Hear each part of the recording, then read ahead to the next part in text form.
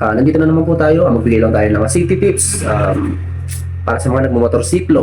No? Maiwasan natin yung mga insidente na hindi naman dapat kung handa tayo. Wag po natin iisipin na magsusot tayo dahil may batas. Ang isipin mo lagi yung safety mo o ng angkas mo. Kadalasan kasi yung alibay, kesyo malapit lang naman, ganyan. Medyo hassle talaga kung hindi mo sasalahin yung sarili mo. Pero tandaan mo, yan ang isang magsasalba sa'yo. Dalhin din po natin yung mga documents natin gaya ng driver's license, no? Kailangan po niyan, and yung ORCR po, official receipt, o kaya yung certificate of registration. So hindi naman kailangan na original yung dalhin nyo na ORCR. I-photocopy nyo lang po, ang importante doon malinaw at nababasa po yung detalye. Sa driver's license, meron naman po tayong online, no? Kailangan po doon sa mismong site ng LTO para for verification. So tingnan nyo rin po yung gasolina. Kailangan na merong laman at sapat para makarating po kayo dun sa pupuntahan ninyo. Mahirap pa naman yung bigla kang matitirik sa gitna ng biyahe mo. No? At check natin yung mga ilaw, yung mga signal lights. Tingnan natin kung gumagana. Kung medyo palyado na, palitan natin ng bumbilya. O kaya naman, ipaayos agad natin kasi napakamahalaga po niyan kapag tayo po ay nasa daan. Siyempre yung preno, kung maayos bang kapit, kung malakas pa ba. So kailangan po natin yan para in case na may biglang pangyari, madali po tayong makakahinto. So, check rin natin yung gulong kung tama po ba yung hangin at kung wala pang mga sira. Kadalasan pag nag-check ako ng motor, nakikita ko may mga pako o maliliit na matutulis na bagay, hinuhugot ko lang po gamit yung plies. No? Well, naka-ano naman ako, naka-tubeless naman, so masasarahan din po yung butas nung panagugutan ko ng matalim na bagay. Nakikita, no, kadalasan nakapansin ko sa ibang mga motorista na yung hindi maayos sa pagkakalagay ng side mirror. Hindi nyo ba alam na kapag may maayos kayong side mirror, malilis po yung turn ng head nyo, which is kailangan kasi kapag nagmamaneho tayo, ang focus natin nasa front lang, ano? Sa pamamagitan po ng side mirror, hindi na natin kailangan ipaling ng sobra-sobra yung kasi kapag pinaling po natin ang ulo natin ng medyo malayo na, yung madidistract na po tayo at hindi na natin makikita agad kung mayroong mga biglaang pangyayari dito sa harap natin. So, kailangan po natin ng side mirror.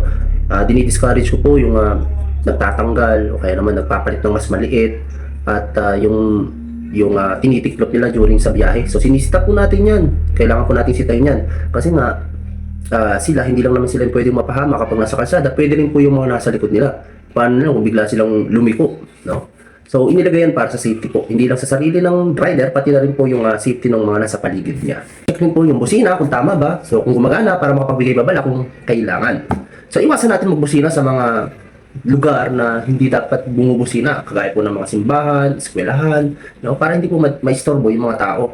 Hindi maistorbo yung mga estudyante o yung mga nagpapahinga sa mga ospital. Makikita nyo naman po yan kapag meron kayo nakitang signboard na no blowing of horns. Ayan, so check nyo rin kung uulan ba o mainit. Magdala kayo ng kapote kung kailangan. Pero dapat nga may kapote talaga yan sa mga motorsiklo. Kakaabala pa tayo ng iba.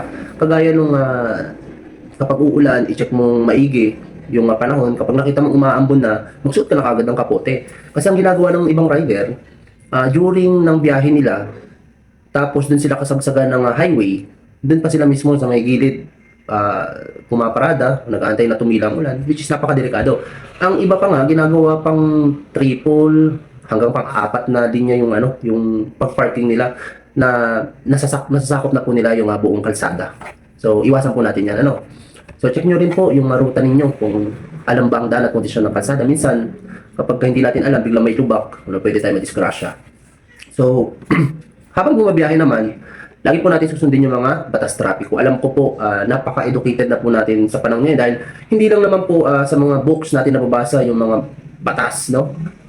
With the use of social media, madali na po natin search mo lang. May kitang mga kung ano yung mga klase ng mga batas. Lalo na sa batas trapiko, nandun yung mga sign, yan. So, wag po tayo magmamaneho ng mabilis o delikado. Check natin yung sarili natin. Lagi naman yan, lagi naman po tayo makakarating sa ating pupuntahan. Mabilis man o mabagal. Ang importante doon yung safety natin. Nating tayo ng ligtas at maayos. So, panatilihin po natin yung tamang distansya sa ibang sasakyan. Iwasan din ang paggamit ng cellphone habang nagmamaneho. Maaaring huminto ka muna sa safe na lugar, sa safe na gilid. And ang panghuli, maging alerto po tayo sa mga pedestrian at biglang tumatawid. Sana lahat pong yan inyo pong masunod kasi ito po yung mga basic na kailangan natin para tayo po ay ligtas lagi sa kalsada.